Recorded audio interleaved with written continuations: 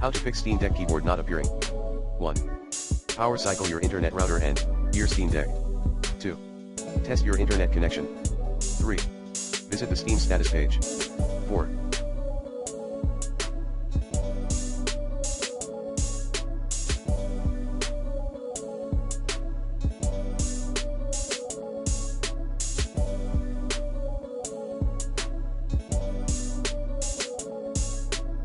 Other tips.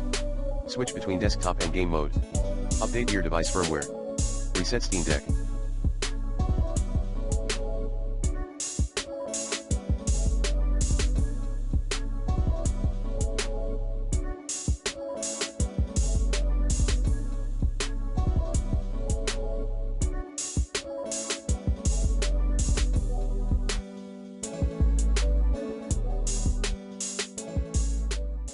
Remix the Steam Deck.